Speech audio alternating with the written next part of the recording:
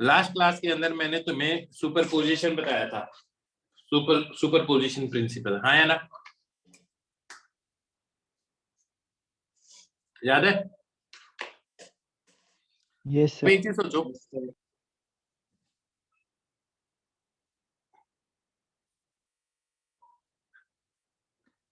अगर एक वेव ऐसी है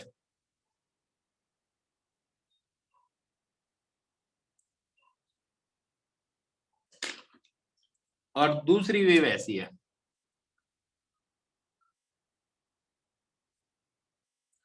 तो इन दोनों की वेव का सुपरपोजिशन कैसा मिलेगा तुम्हें? Straight line.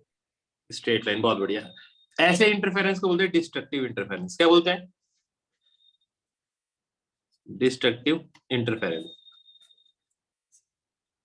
इंटरफेरेंस का क्या मतलब होता है? दो चीजें यहाँ पर मैं इंटरफेयर कर रही है उसको इंटरफेरेंस बोलते हैं। तो वेव इंटरफेरेंस क्या हो गया? जब दो या दो से ज्यादा वेव एक ही पोजीशन पे एक ही टाइम पे प्रेजेंट हो तो उसे क्या बोलेंगे? इंटरफेरेंस बोलेंगे, हाँ या ना? इसी को अगर मैं थोड़ा सा चेंज करता तो कैसी वेव बनती?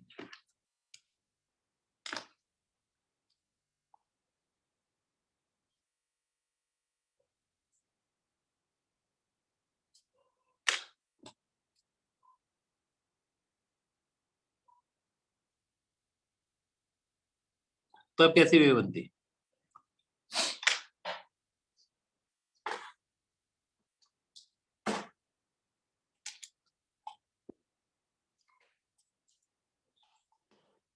कुछ आइडिया बस लगा सकते हो? मेरे को लगता है अब जो इन दोनों की वेव बनती ना, अब देखो ग्रीन जैसी अगर ये इन्वर्टेड। ब्लू जैसी बनती थोड़ी छोटी या फिर ग्रीन जैसी बनती शेप में? सर ग्रीन जैसी इन्वर्टेड होती ना। अब देखो अगर ये 5 मीटर है तो 2 मीटर ही है, यस सर। तो नेट डिस्प्लेसमेंट इधर आएगा ना। क्या ये बात समझ में आई है? नहीं है? Yes sir. क्या ये सही लग रहा है तुम्हें?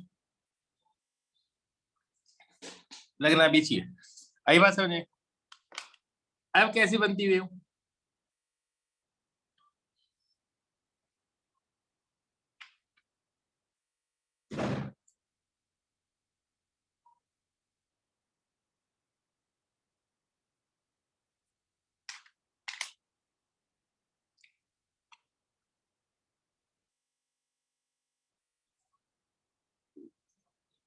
अब कैसी वेव बनती?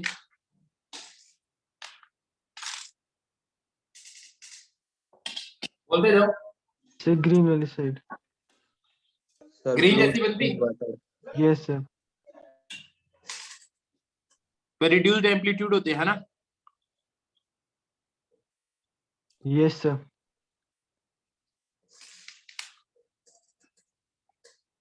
ये डिस्ट्रक्टिव है, ये डिस्ट्रक्टिव है, ये डिस्ट्रक्टिव है, सारे के सारी डिस्ट्रक्टिव है।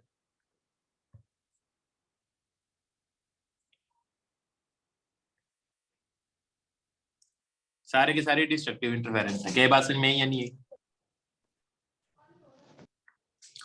इस केस में A1 is equal to A2 है, इसमें A1 is not equal to A2 है, हाँ या ना? Yes sir. तो जब Yes. दोनों का एम्पलीट्यूड कंपेरेबल है तो कंप्लीटली डिस्ट्रक्टिव इंटरफेरेंस होगा। आई बात समझे? सर इंटरफेरेंस कब होगा? जब भी दो वेव एक साथ एक ही मीडियम में प्रेजेंट हो सेम टाइम पे तो वहां पर में आपस में इंटरफेयर करेगी। जैसे तुम भी बोलते हो, 5-6 बच्चे एक साथ बोलने लग जाते हैं तो इंटरफेयर हो जाती है ना उनकी आवाज आपस में, यस सर। आया ना? बोलते नहीं don't interfere in my business, आया ना? Yes sir. अब सुनो आगे की बात। ये तो तुम्हें डिस्ट्रक्टिव इंटरफेरेंस समझ में आ गया।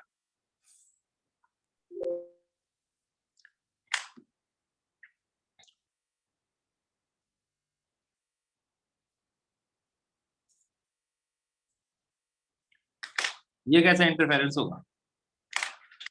बनाने दो एक बार।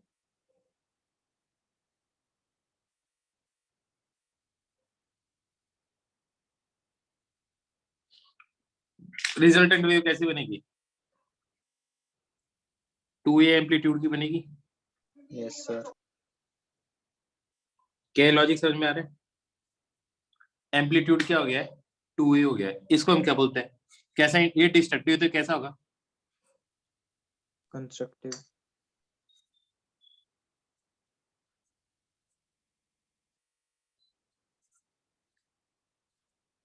बात समझ में आई या नहीं है? बात समझ में आ गई सबको? बोलो बेटा।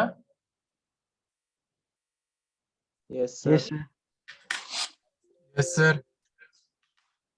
इस केस में कैसा बनेगा constructive interference?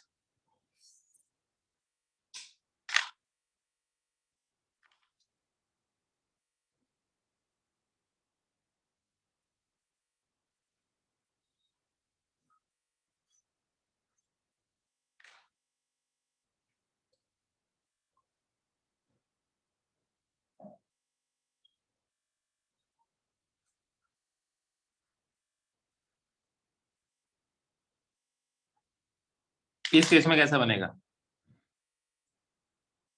a1 plus a2 करोगे, हाँ है ना?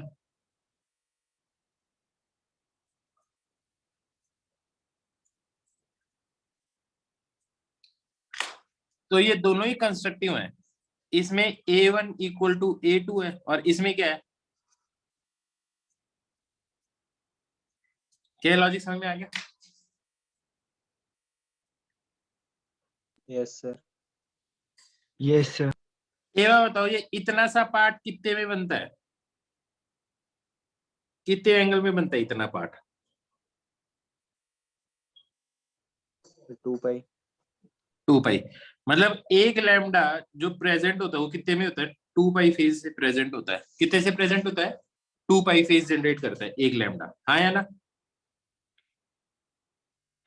अगर ये वेवलेंथ बड़ी भी कर दूं तो भी क्या 2 पाई में जनरेट होगा क्या? याद रखना ये लेंथ नहीं है, दिस इज ए रिलेशन। क्योंकि इक्वेशन जो होती है ना, दोनों तरफ सेम डायमेंशन होनी चाहिए। इसमें इधर तो एंगल और इसमें मीटर होगा।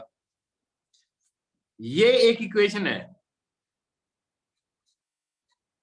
This is an equation. क्या बात समझ में आई है? नहीं तो कोई कंफ्यूजन वाली बात ही नहीं है। ये तो मैं दो डिफरेंट क्वांटिटीज को आपस में रिलेट कर रहा हूं कि भैया एक लैम्डा प्रेजेंट होता है वो 2 पाई एंगल फेज के बराबर होता है, हाँ या ना?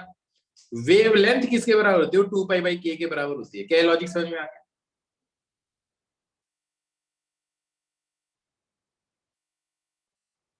बोलो भाई।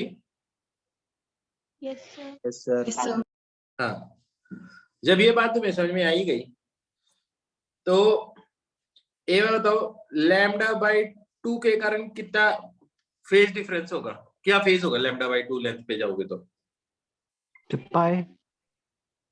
पाई। लैम्डा बाई 4 पे? Pi by 2। Pi by 2। Lambda by 8 पे? Pi by 4। Pi by 4। अब एक नई चीज आएगी आपके सामने, देखना तुम।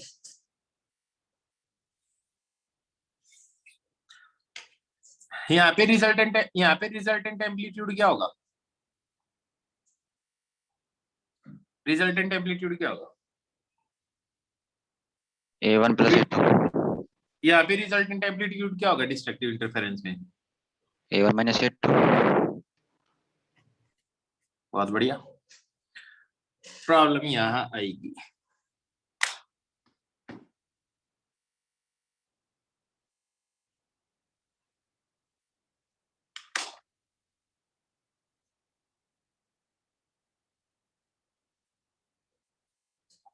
अब बताओ,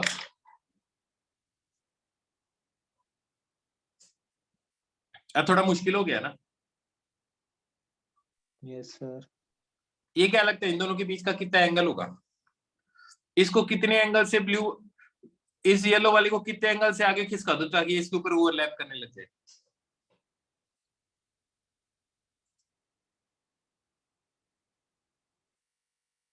पाई बाय 2। बहुत बढ़िया। तो ये मतलब इन दोनों के बीच का जो एंगल का डिफरेंस है वो कितना है? पाई बाय 2 का है। इन दोनों के बीच में एंगल का कितना डिफरेंस है? इस ग्रीन वाली को कितना आगे खिसकाऊं ताकि इसके ऊपर ओवरलैप कर जाए?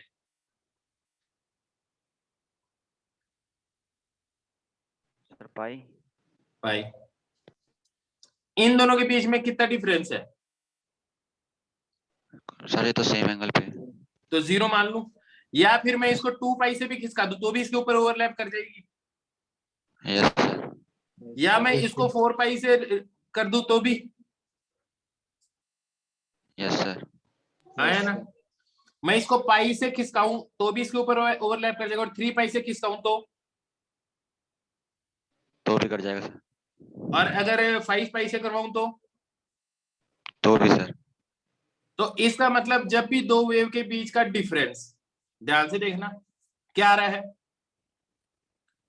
2n - 1 इंटू पाई आता है। हाँ है ना? बात समझ में आई है नहीं?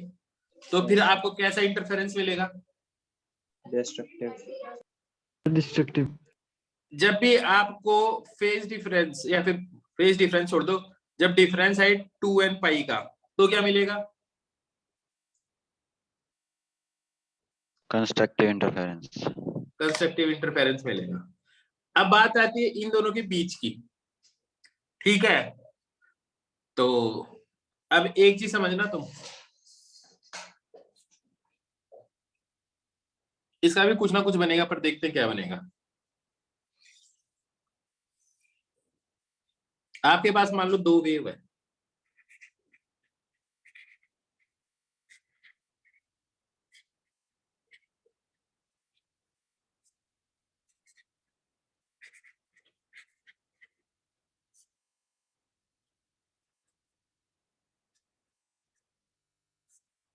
ये है। इन दोनों के बीच में क्या डिफरेंस है?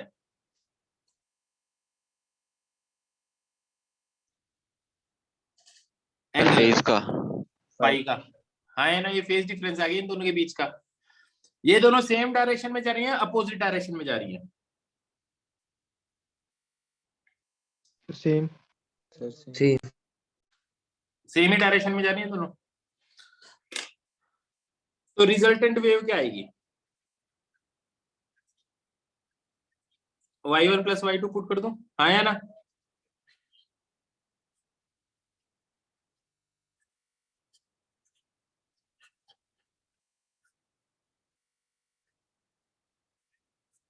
क्या बात समझ में आ गई सबको?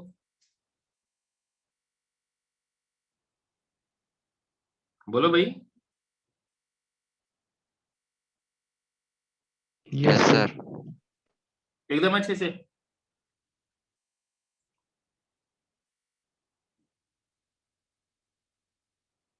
Yes, sir. अब देखो, इसको सॉल्व करने के दो तरीके हैं, या तो आपकी ट्रिग्नोमेट्री बहुत अच्छी हो, ठीक है, तो वो तो है नहीं, तो फिर कैसे चेक करोगे? एसएचएम में भी पढ़ाया था, ये क्या करना चाहिए? Sir, Superposition. vector. वेक्टर वाला ये अप्रोच, A1 और A2, और इनका ये बनेगा A रिजल्टेंट, हाँ या ना? ये एंगल है फाई और ये एंगल है क्या? थीटा। तो A रिजल्टेंट किसके बराबर आ जाएगा? A1 का स्क्वायर, A2 का square, A1 A2 cos phi, हाँ या ना? याद है? Yes, sir. और थीटा किसके बराबर आ जाएगा?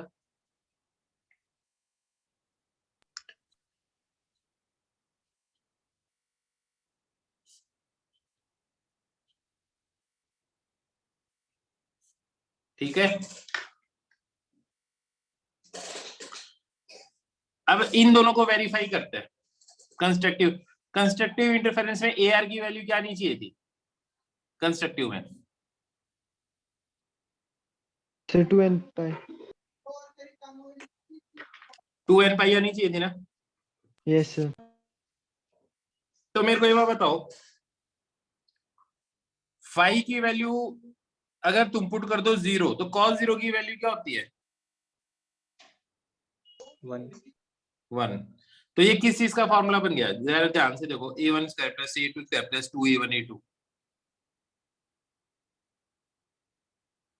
a1 plus a2 का होल स्क्वायर, उसका अंडर रूट कर दोगे तो क्या आ जाएगा, a1 प्लस a2 आ जाएगा। Yes sir. तो आ तो रहा है। क्या लॉजिकल बात समझ में आ रही है, नहीं आ रही है? सर रिपीट करना। मैंने Yes, बोला sir, आ रही है। कंस्ट्रक्टिव में फाई की वैल्यू क्या है, तुमने खुद ने कहा 0 या 2 पाई या 4 पाई है। मैं कहता हूं इस जगह पे फाई की जगह अगर आप पुट कर दो 0 तो क्या बनेगा, cos 0 की वैल्यू क्या होती है?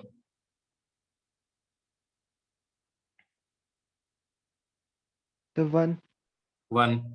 तो a1 का स्क्वायर प्लस a2 का square plus 2a1 into a2, ये क्या बनेगा? Sir a1 plus a2 whole square. और उसका अंडर रूट कर दोगे तो क्या आ जाएगा? Sir a1 plus a2। तो बेटा आ तो गया, यस सर। समझ में आ गया अच्छे से? Yes sir. गुड। तो सर देखो ये a1 प्लस a2 आ रहा है ना, लॉजिकली बात अब कनेक्ट हो रही है ना इससे।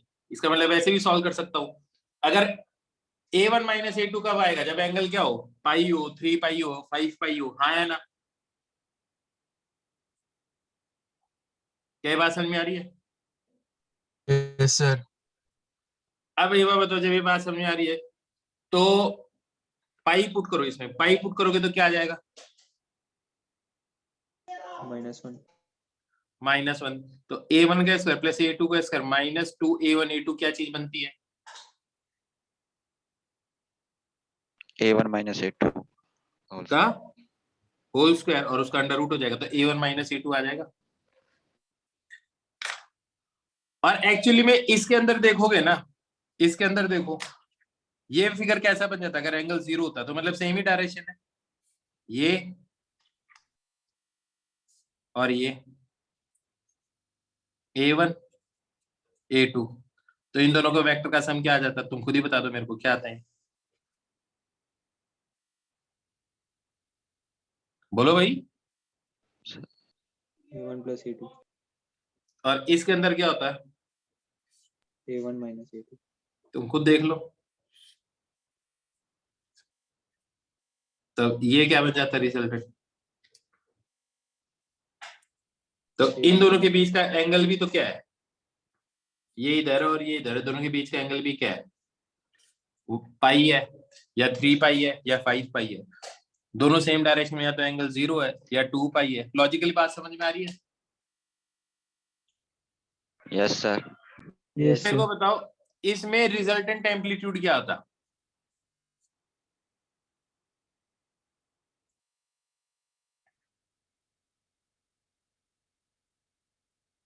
इसमें रिजल्टेंट एम्पलीट्यूड क्या होता? Sir root a1 square plus a2 square. बहुत बढ़िया, शाबाश। क्योंकि इस बार क्या हो जाता है, इस केस में क्या हो जाता है, एक तो ये बन जाता और एक ये बन जाता, हाँ है ना? और इन दोनों के बीच का एंगल कितना होता है, तो ये लेंथ कितनी आ जाती? क्या लॉजिक समझ में आ गया? और Yes, थीटा sir. कितना आता है इसमें? मैं कहता अगर a1 की वैल्यू a2 के बराबर होती तो थीटा कितना आ जाता? 45 45. ये बताओ, अभी तक जो करवाया सारा समझ में आ गया अच्छे से? Yes, sir. लिख लिया? Excuse me sir. हाँ, सर जिसमें एंगल सर π/2 था सर, इस इन वेव्स इनको क्या कहते हैं सर, इस इंटरफेरेंस को? इसको इंटरफेरेंस ही बोलते हैं। एक्सट्रीम केसेस ओके का सर। नाम है, हर केस का कोई नाम नहीं है। Okay sir. Interference with phase difference π/2। क्या बात समझ में आ गई? लिख लिया?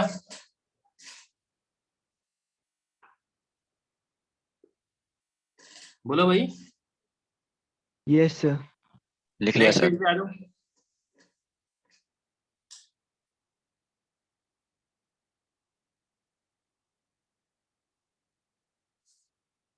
नेक्स्ट पेज पे आ जाओ क्या?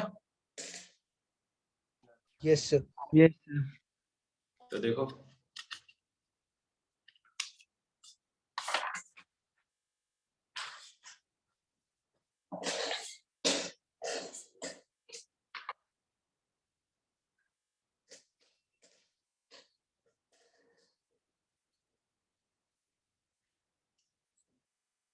अब जो नेक्स्ट पेज है,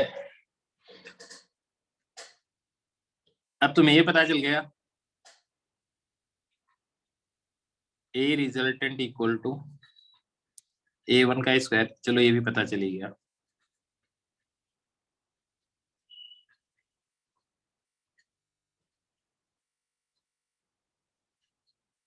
यहाँ तक समझ में आ गया था तुम्हें? Yes sir. Yes, sir. तुम्हें इंटेंसिटी का क्या फॉर्मूला करवाया था लास्ट क्लास में? Energy per unit area. Half rho omega square A square V, हाँ है ना? अभी मैं जो केस ले रहा हूं ना, अगर मान लो उसमें सेम ही मीडियम के अंदर वेव है तो रो और V तो सेम ही होगा, क्योंकि डेंसिटी है मीडियम की है, वेलोसिटी वेव की जो सिर्फ मीडियम पे डिपेंड करती है, हाँ है ना?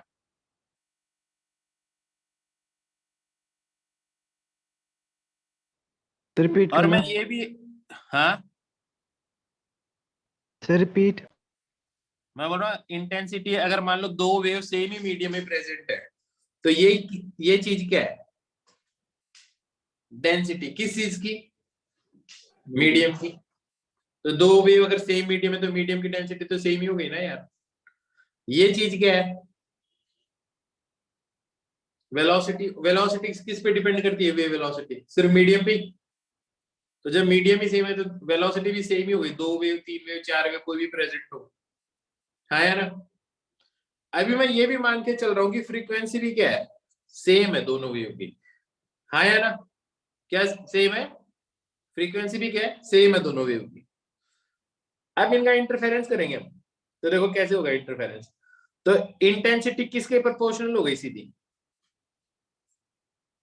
ए स्क्वायर। एम्पलीट्यूड के स्क्वायर के बराबर। तो मान लो ये रिजल्टेंट इंटेंसिटी है। क्या है ये? रिजल्टेंट इंटेंसिटी है। तो आई ए स्क्वायर को आई से रिप्रेजेंट कर सकता हूं सीधा। इसको क्या लिख सकता हूं? I1। इसको क्या लिख सकता हूं? I2। इसको क्या लिख सकता हूं?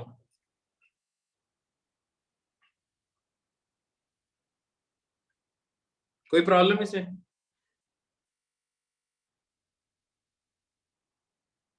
बोलो भाई, सर। कोई प्रॉब्लम नहीं है ना? क्या मैं इसको ऐसे भी लिख सकता हूं?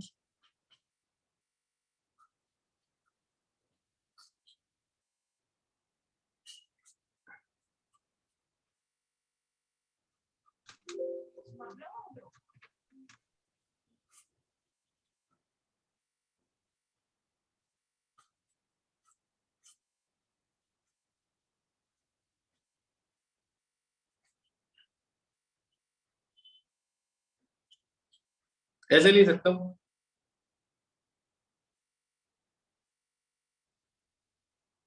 बोलते जाओ बेटा। Yes sir. तो मैं इसको ऐसे लिख सकता हूं, अगर कंस्ट्रक्टिव इंटरफेरेंस हुआ, क्या हुआ? कंस्ट्रक्टिव इंटरफेरेंस हुआ तो फाई की वैल्यू क्या होगी?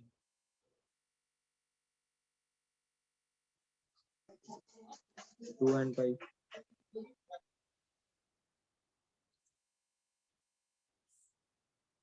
तो ये ऐसा आ जाएगा।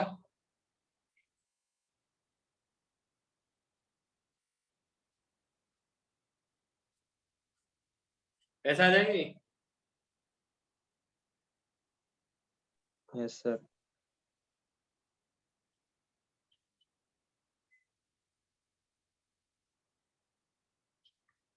और डिस्ट्रक्टिव इंटरफेरेंस के लिए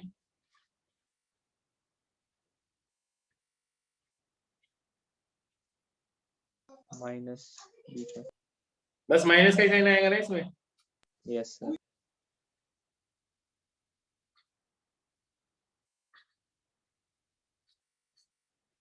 तो ये तो हुई आई मिनिमम और ये हो गई आई मैक्सिमम। क्या ये बात समझ में आ गई सबको?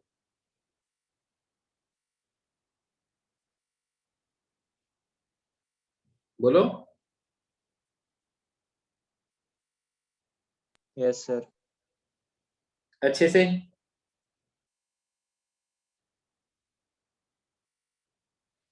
अब एक चीज सुनो, दो सोर्सेज है, I1 इंटेंसिटी है 4, I2 इंटेंसिटी है 9। अगर ये दोनों वेव आपस में इंटरफेयर करती है कंस्ट्रक्टिवली, तो रिजल्टेंट इंटेंसिटी कितनी होगी?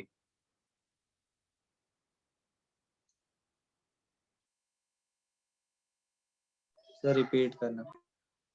दो 25। सोर्सेज है, एक सोर्स से जो वेव निकल रही है उसकी इंटेंसिटी 4 है, दूसरा सोर्स है इससे इंटेंसिटी निकल रही है वो 9 है। अगर ये आपस में इंटरफेयर करती है तो कंस्ट्रक्टिव इंटरफेरेंस अगर हो रहा है फॉर कंस्ट्रक्ट, तो इंटेंसिटी क्या होगी जहाँ पे कंस्ट्रक्टिव इंटरफेरेंस हो रहा है? 13। 25 होगा। क्यों? समझ में आ गया? डिस्ट्रक्टिव इंटरफेरेंस होगा, वहां क्या इंटेंसिटी होगी? 1। अब देखो मैं तुम्हारे लिए लाइफ आसान करता हूँ, ठीक है? लाइफ आसान कर रहा हूँ एकदम, इतना गंदा फॉर्मूला यूज करने की जरूरत नहीं है, हमें डायरेक्ट ही देखेंगे हम। अगर I1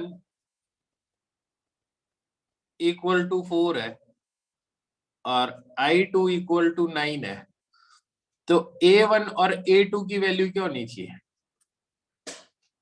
रेशियो वाइज? अगर मैं I1 बाई I2 बोल दूं तो A1 बाई A2 क्या होना चाहिए? So 2/3. 2/3। 2/3। अब कंस्ट्रक्टिव इंटरफेरेंस होता है, उसके अंदर रिजल्टेंट एम्पलीट्यूड क्या होता है कंस्ट्रक्टिव में? हाँ या ना? बात समझ में आई या नहीं? तो 5 का स्क्वायर आएगा और मिनिमम में क्या आएगा?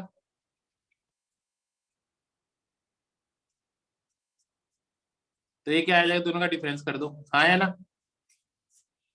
तो क्या सेम ही आंसर आ रहा है? Yes sir. ये ज्यादा आसान है। अब देखो मैं सिंपल चीज बोलता हूं, दो सोर्सेज हैं, उनका एम्पलीट्यूड का रेशियो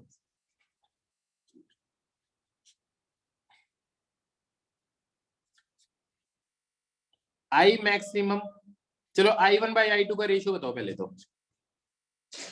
दो सोर्सेज के 9/25। एम्पलीट्यूड का रेशियो, तो उनकी 9/25. रेशियो होगा 9/25।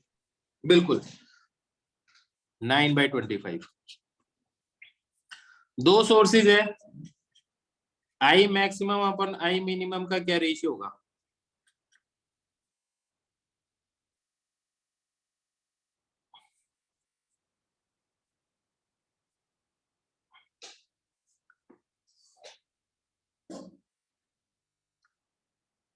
— 64/4. I मैक्सिमम क्या होगा? 5 और 3 8, 8 का स्क्वायर। हाँ या ना? और डिफरेंस क्या आ जाएगा? 2। बात समझ में आ रही है नहीं आ रही? Yes sir. बात समझ में आ गई अच्छी से? एक और बता दो चलो।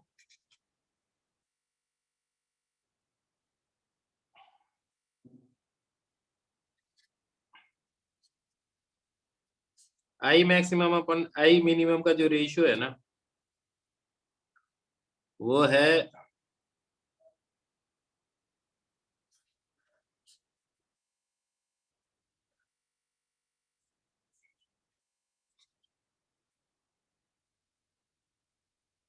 A1 बाई A2 का रेशियो बताओ।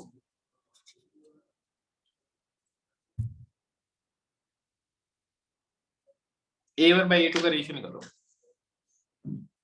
I maximum upon I minimum.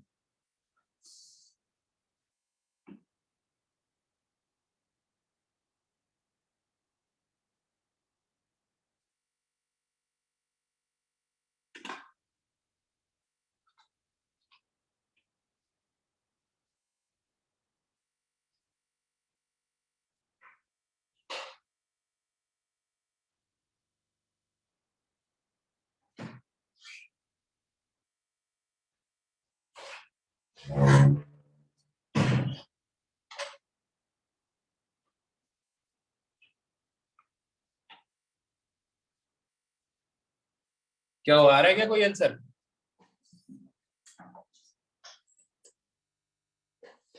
Sir 8/3 देखते हैं।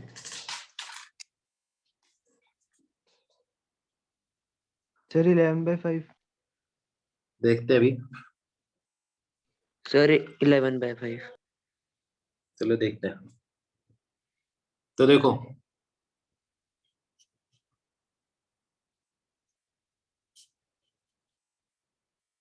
का फॉर्मूला यही होगा।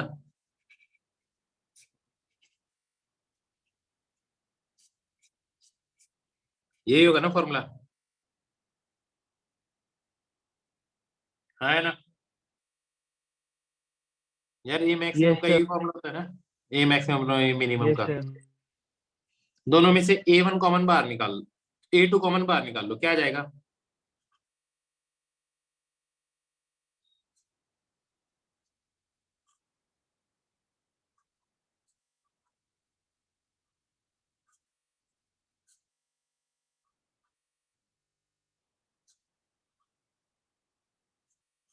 यही चीज आएगी। A2 कॉमन निकाल लो, ये गायब हो जाएगा। Yes sir. ये वैल्यू किसके बराबर है?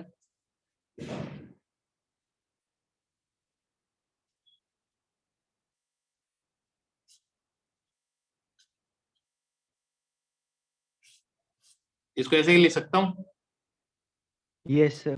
ये क्या बन जाएगा? 8/3 बन जाएगा। Yes sir. इस चीज को y मान लो एक बार, y की वैल्यू सॉल्व करके बताना क्या आ रही है। मैं नहीं कर रहा, कैलकुलेशन तुम ही करोगे।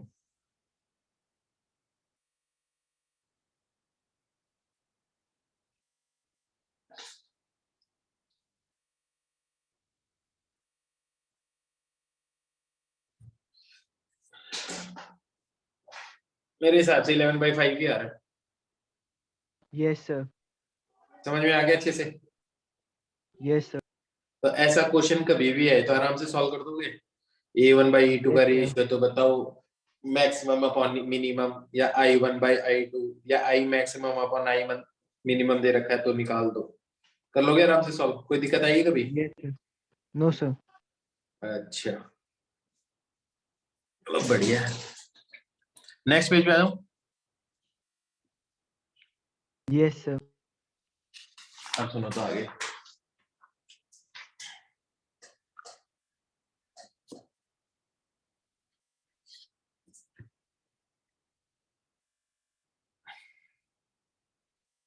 मैं ये मान के चल रहा हूँ A1 इक्वल टू A2, हाँ है ना, और इसके कॉरेस्पॉन्डिंग इंटेंसिटी हो गई I0।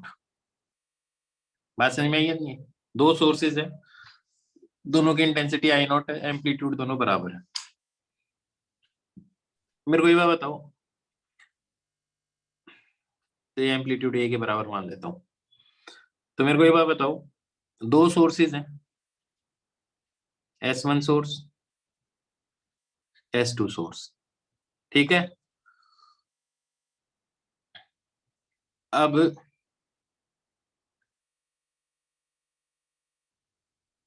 इन दोनों के बीच की डिस्टेंस है 3 लैम्डा। तो यहाँ पे जो बंदा रहेगा उसको कंस्ट्रक्टिव इंटरफेरेंस सुनाई देगा या डिस्ट्रक्टिव?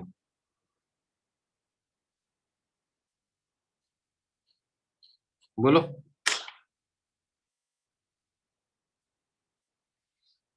अब एक चीज सुनो, दोनों में पास डिफरेंस क्या होगा? 3 लैम्डा का, हाँ है ना।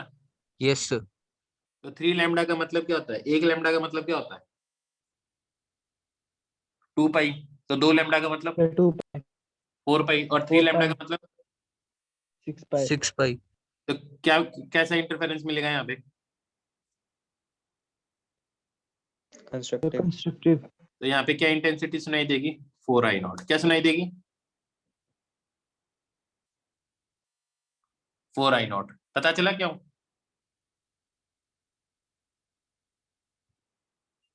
इसलिए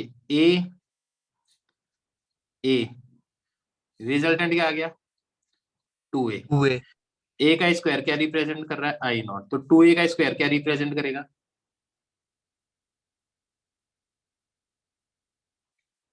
बोलो भाई। Constructive intensity. तो 4i0 हो जाएगी ना इंटेंसिटी वहां पे, हाँ है ना। Yes sir. दो सोर्सेज हैं S1, दोनों के बीच का डिफरेंस है 2.5 लैम्डा। यहाँ पे कैसा इंटरफेरेंस सुनाई दिखाई देगा,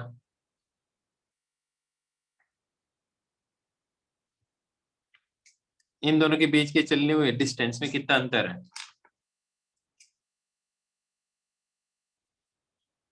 डिफरेंस कितना है दोनों के बीच में, सर 2.5 लैम्डा। तो कितने पाई का, कितने फेज का डिफरेंस है, 5 पाई। डिस्ट्रक्टिव। 5 पाई का है, डिस्ट्रक्टिव। Yes sir. तो डिस्ट्रक्टिव मिलेगा, तो जीरो इंटेंसिटी दिखाई सुनाई देगी, हाँ है ना। बात समझ में आई है नहीं है? अब यस। देखना ध्यान से, ये थोड़ा और अच्छा क्वेश्चन आएगा।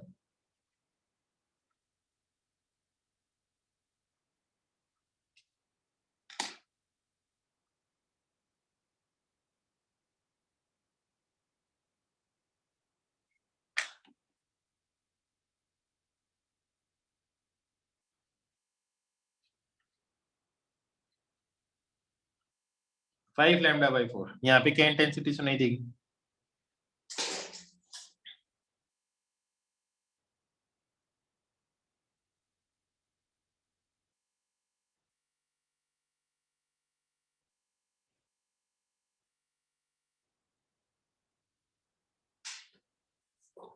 चलो ये बताओ फेज डिफरेंस कितना होगा, sir 5 pi by 2।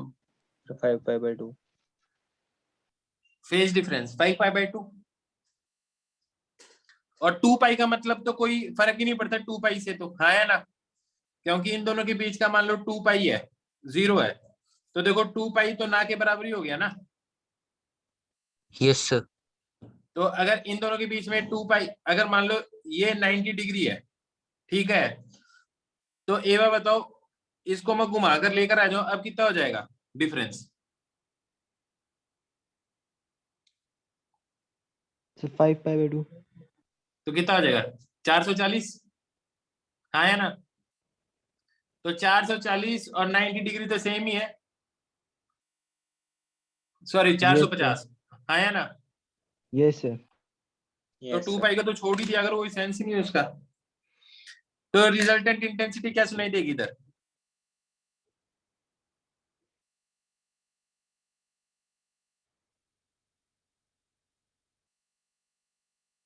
Resultant intensity क्या सुनाई देगी इधर, ए ए, हाँ है ना, तुमने तो कहा, sir root A1 square plus A2 square sir. तुमने ही तो कहा कि 90 डिग्री है दोनों के बीच का डिफरेंस, हाँ है ना। Yes sir. तो ये कितना आ जाएगा, sir root A1 square plus A2 square. Root 2a, अरे Yes, भाई sir. दोनों ए के बराबर है ना, यस सर यस सर। तो ए स्क्वायर आई नॉट के बराबर है, तो रूट 2a स्क्वायर की वैल्यू क्या आ जाएगी, 2i0 आएगी, हाँ है ना। Yes sir. लॉजिक समझ में आ गया, तो यस यहाँ सर। की इंटेंसिटी सुनाई देगी 2i0 सुनाई देगी, क्या बात समझ में आ गई सबको। Yes sir. अब एक बढ़िया सा क्वेश्चन करवा रहा हूँ तुम्हें, ध्यान से देखना। दो सोर्सेज हैं S1 और S2, इन दोनों के बीच का डिफरेंस है 3 लैम्डा, दोनों से I0 इंटेंसिटी की साउंड वेव निकल रही है। अगर मैं इस सर्कल पे घूमता हूं चारों तरफ यहां से, तो मेरे को कितनी बार मैक्सिमम इंटेंसिटी सुनाई देगी, अब ध्यान से देखना, यहाँ पे क्या डिफरेंस होगा ये बताओ पहले मेरे को, इस पॉइंट तक पहुंचने में।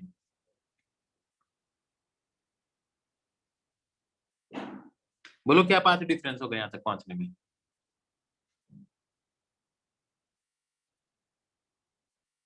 बोलो भाई, क्या पाथ डिफरेंस होगा यहाँ तक पहुंचने में? भाई सर 0 5 है, by 2 दोनों इक्वली चल रहे हैं, हाँ है ना? Yes sir. तो जब दोनों इक्वल चल रहे हैं तो पाथ डिफरेंस क्या हो गया? 0। तो इंटेंसिटी कितनी सुनाई देगी यहाँ पे? 4I0। यहाँ पे क्या पाथ डिफरेंस आएगा दोनों का, ये बताओ?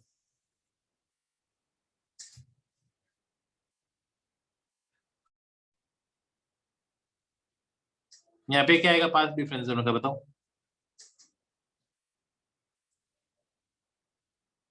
Sir 4I0। 3 लैम्डा यार, लिखा तो हुआ है। एक ये चल रहा है, एक ये चल रहा है, तो डिफरेंस क्या है दोनों लाइनों के बीच का? 3 लैम्डा। तो यहाँ पे भी क्या सुनाई देगी? 4I0। चलो आप बताओ, पूरे चक्कर काटेंगे तो कितनी बार मैक्सिमम इंटेंसिटी सुनाई देगी? लॉजिक समझ में आ गया तुम्हें क्वेश्चन का? Yes sir. तो करो सॉल्व।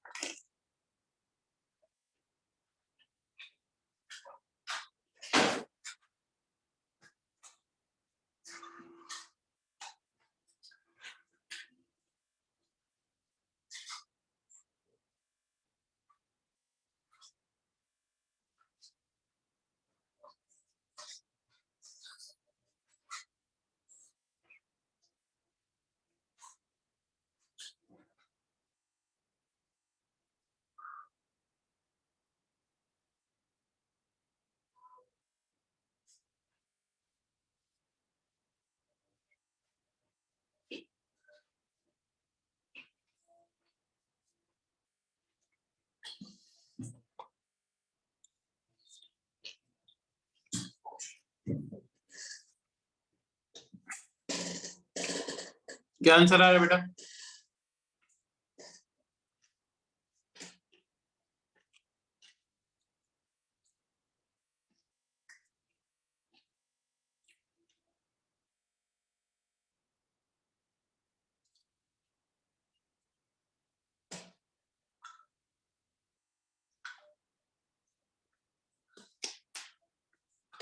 अरे गलती बता दो, कुछ तो बताओ।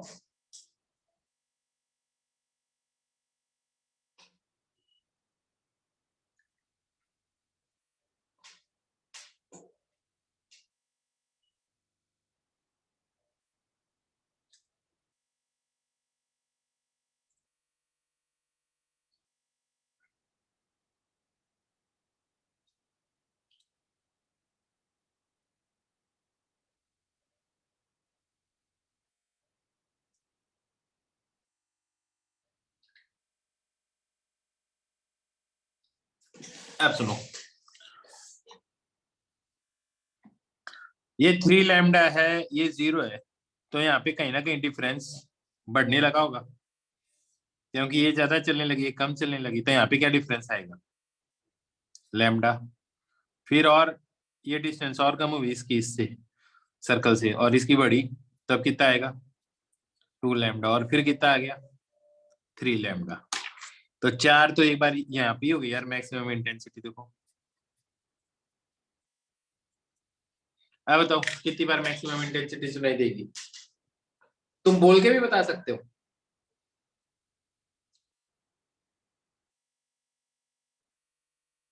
सर ये लैम्डा 2 लैम्डा से रिपीट करना। एक बार बताना। तो तुम यार पूछते तो इंटरेक्ट कर नहीं रहे साथ साथ में। यहाँ पे डिफरेंस 0 समझ में आया? सर रिपीट कर दो ये वाला। यार जब दोनों इक्वल डिस्टेंस रहे तो पाथ डिफरेंस कुछ है ही नहीं। जब Yes, डिफरेंस sir. 0 तो है, यस सर। यहाँ पे पाथ डिफरेंस कितना, एक एक्स्ट्रा कितना चल रही है? 3 लैम्डा लेंथ एक्स्ट्रा चल रही है, तो पाथ डिफरेंस कितना हो गया? 3 लैम्डा। Yes sir. तो अब इससे अगर तुम इधर जाओगे तो ये वाली डिस्टेंस तो बढ़ेगी इसके कंपैरिजन में। अब ये तो बढ़ गई और इसके कंपैरिजन में ये घट गई, तो डिफरेंस बढ़ने लग गया ना दोनों के बीच का। Yes sir. Yes sir. तो यहाँ पे 4I0 आ गया। तो यहाँ पे अब देखो पहले 0 था तो कहीं ना कहीं लैम्डा बाई 2 भी आया होगा भाई। डिफरेंस बढ़ ही रहा है तो 0 से ज्यादा लैम्डा बाई 2 और लैम्डा बाई 2 से ज्यादा लैम्डा, तो यहाँ पे क्या मिलेगा आपको? डिस्ट्रक्टिव, फिर कंस्ट्रक्टिव, फिर यहाँ पे आओगे तो फिर से यहाँ पे क्या डिफरेंस मिलेगा बोलो? Sir destructive. Destructive 3 lambda by 2 का डिफरेंस होगा, हाँ या ना? फिर क्या मिलेगा? 2 लैम्डा। फिर यहाँ क्या मिलेगा?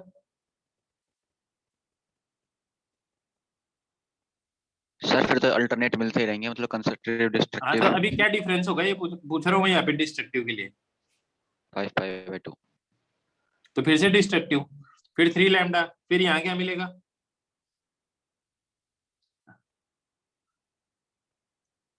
7 lambda by 2. 7 कैसे मिलेगा? यहाँ पे क्या मिलेगा? 0। यहाँ पे क्या मिलेगा? डिफरेंस बढ़ रहा है फिर से दोनों के बीच में, लैम्डा। यहाँ पे क्या मिलेगा? 2 लैम्डा, हाँ या ना? ऊपर वाली जैसी तो चीज नीचे की तरफ रिपीट होगी बेटा। अब यस सर। अब बताओ कितनी बार मिलेगा तुम्हें इंटरफेरेंस? पूरे सर्कल पे चक्कर काटोगे कितनी बार सुनाई देगा मैक्सिमम? 12 टाइम्स। 12 टाइम्स। घड़ी बन गई ऐसे, 4 मत गिनो तुम, इन 4 को 4 बार गिन लोगे वरना, हाँ या ना? Yes sir. क्या लॉजिक समझ में आया क्या? Yes sir. कैसा लगा क्वेश्चन? सर अच्छा। फील आ गई एकदम अच्छे से? क्या होता है Yes. कंस्ट्रक्टिव इंटरफेरेंस, है ना? तो बस अब एक चीज बताओ, 2 सोर्सेज हैं, इंटेंसिटी I नॉट, दोनों के बीच का फेज डिफरेंस है 120 डिग्री। रिजल्टेंट इंटेंसिटी क्या होगी?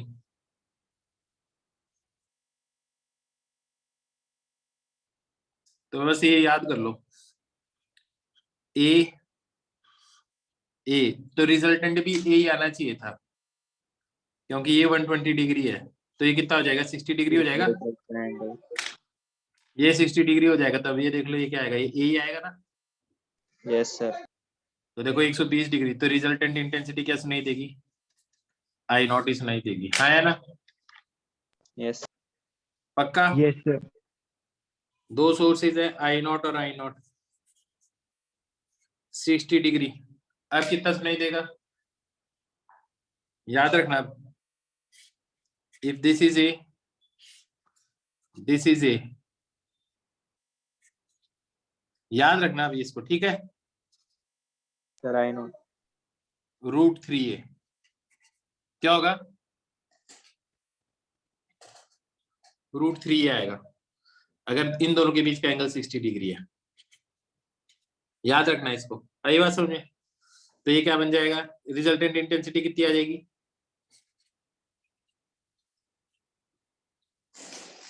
क्या आ जाएगी रिजल्टेंट इंटेंसिटी?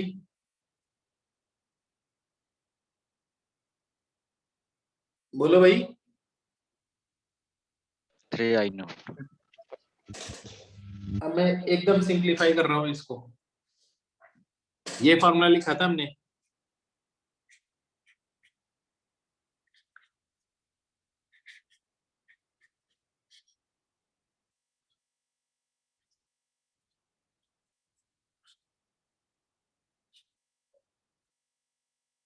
याद है ये फॉर्मूला? Yes Yes. सर। थोड़ी सी देर पहले ही लिखा था हमने, ठीक है? अब देखो, अगर दोनों सोर्स इक्वल इंटेंसिटी के हैं तो ऐसे लिख सकता हूं मैं रिजल्टेंट इंटेंसिटी का, ये क्या आ जाएगा? I not 2 I not. बात समझ में आई या नहीं आई? Yes sir.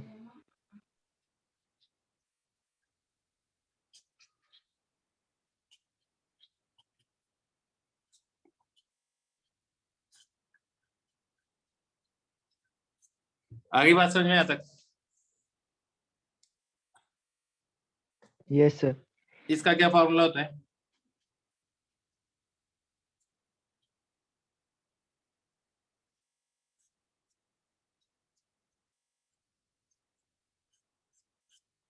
ठीक है। Yes, sir. Yes, sir.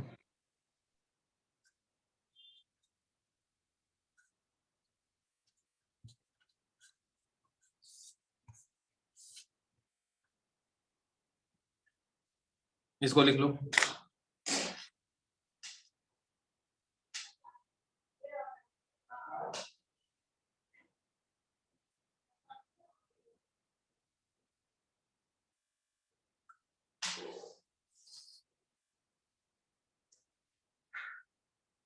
अब जरा ये वाले वेरीफाई कर लो, ये सही आ रहे हैं गलत आ रहे हैं। देखो ये आई नॉट है, ये अगर ये भी आई नॉट ही हो जाए रिजल्टेंट, तो आई नॉट से आई नॉट गायब हो जाएगा भाई। रिजल्टेंट इंटेंसिटी अगर आई नॉट आ जाए, हाँ है ना यार, बोल ही नहीं रहे तुम। Yes. Yes, sir. तो देखो ये आई नॉट है, तो 1/4 का अंडर रूट हो जाएगा, तो 1/2 cos 5/2। ये एंगल कितना आ जाएगा, cos इनवर्स 1/2 कितना होता है 60 डिग्री। तो फाई किसके बराबर आ गया 120. आ तो रहा है, हाँ है ना। Yes, sir. यहाँ देखो आई नॉट √3 आई नॉट कर दोगे इसको, तो ये 3 हो जाएगा, 3 आई नॉट से आई नॉट 3/4 अंडर रूट करोगे तो क्या आ जाएगा √3/2 cos 5/2। √3/2 का मतलब क्या होता है cos √3/2 का मतलब cos इनवर्स, 30 degree. तो 5/2, तो 5 किसके बराबर आ गया 60. 60 degree. आ रहा है आंसर। Yes, sir. अब एक चीज सोचो, रिजल्टेंट अगर 2 आई नॉट के बराबर हो जाए, तो आई नॉट से आई नॉट 1/2 स्क्वायर करके अंडर रूट करोगे √2 हो जाएगा, हाँ या ना। Yes, तो sir. 45 डिग्री बन जाएगा, तो 5/2 Yes, 40, sir. तो 5 किसके बराबर आ गया So 90. 90. 90 डिग्री आ गया। क्या बात समझ में आई अच्छे से। Yes, sir. तो अब एक बार बताओ, दो सोर्सेस के बीच में इंटरफेरेंस कभी भी कैलकुलेट करना हो तो कर लोगे आराम से।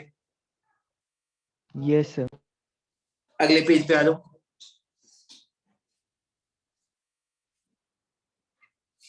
आ जाओ अगले पेज पे। Yes, sir.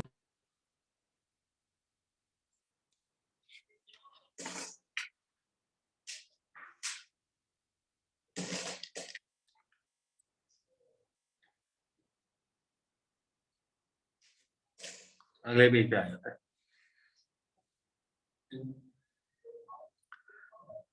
अब देखो फेज डिफरेंस किस किस रीजन से हो सकता है। एक रीजन तो मैंने बता ही दिया, पाथ डिफरेंस के कारण, हाँ या ना। दैट इज लैम्डा के कारण कितना था 2 पाई, तो यूनिट लेंथ के कारण कितना फेज डिफरेंस आएगा 2 पाई बाय लैम्डा, हाँ या ना। तो डेल्टा एक्स लेंथ के कारण कितना फेज डिफरेंस आ जाएगा। क्या लॉजिक समझ में आ गया।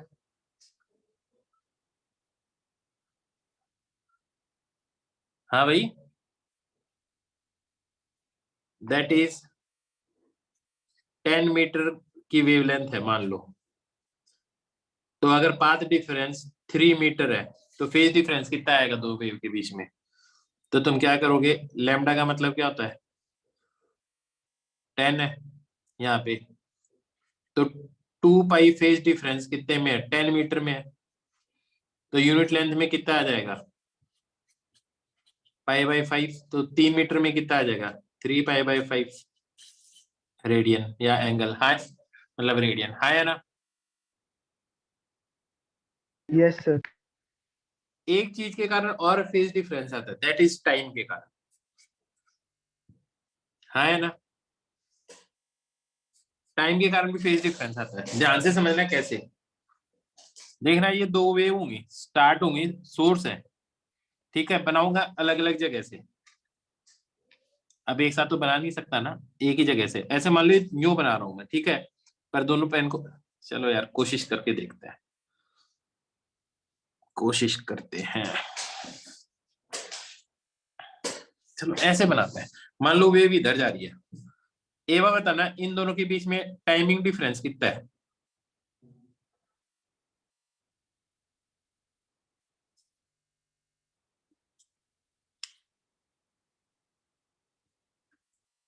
इन दोनों के बीच में टाइम डिफरेंस कितना है? दोनों एक ही साथ स्टार्ट हुई तो Yes, दोनों sir. की जो वेव बनेगी वो ऐसे ही बनेगी, हाँ या ना? Yes sir. जो भी डिफरेंस होगा वो Yes, sir. किसके कारण होगा? पाथ के कारण नहीं होगा भी। Yes, मैं sir. टाइम के कारण पूछ रहा हूँ। अब सुनो, ये जब यहाँ से यहाँ पहुंची ना, ये उसके बाद में स्टार्ट हुई है, ठीक है? मतलब ये जब यहाँ से यहाँ पहुंची उसके बाद में ये स्टार्ट हुई है, तो अब देखो क्या डिफरेंस आएगा।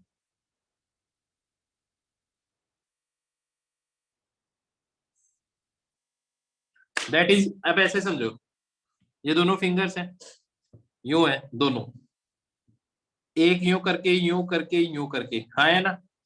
आगे पीछे बनाए, कैसे बनाए समझ में नहीं आ रहा। हाँ अब देख लो, ऐसे ही चलाऊंगा। This is one amplitude, sorry this is one oscillation, this is one oscillation. ये समझ में आ गया? Yes, sir. अब देखना क्या डिफरेंस आएगा। सर पाई का आ जाएगा। पाई का आ जाएगा, क्योंकि टाइम पीरियड का आधा पार्ट है। एक टाइम पीरियड का मतलब कितना एंगल जनरेट होगा? 2 पाई। 2 पाई, हाँ है ना? देखो साथ में हो जाएगा, एक टाइम पीरियड के बाद में 2 पाई। अब कितना डिफरेंस होगा? 4 pi. 4 पाई। अब लॉजिक समझ में आ गया। अब कितना डिफरेंस होगा? Sir, pi. पाई। अब कितना डिफरेंस होगा? एक minute, Pi by 2. Pi by 2. Pi by 2 समझ गए तुम, हाँ या ना? Yes. अब जो समझ गए तो ज्यादा क्या समझाऊं मैं? तो एक टाइम पीरियड का मतलब 2 पाई, तो यूनिट टाइम में कितना आ जाएगा? 2 पाई बाई टी। तो गिवन टाइम में कितना आ जाएगा?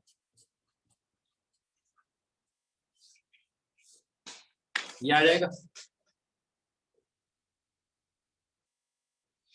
बोलो बेटा जी। Yes, sir. ये बताओ आज जो पढ़ा है वो समझ में आ गया अच्छे से? इंटरफेरेंस। चलो ठीक है, तो आज के लिए इतना ही काफी है। हाँ बोलो बेटा। समझ में आ गया, ये कह रहा था मैं तो। है ये कह रहा था समझ में आ गया। ठीक है, समझ में आ गया तो बहुत बढ़िया बात है। Bye bye. Thank you, sir. Okay बेटा जी।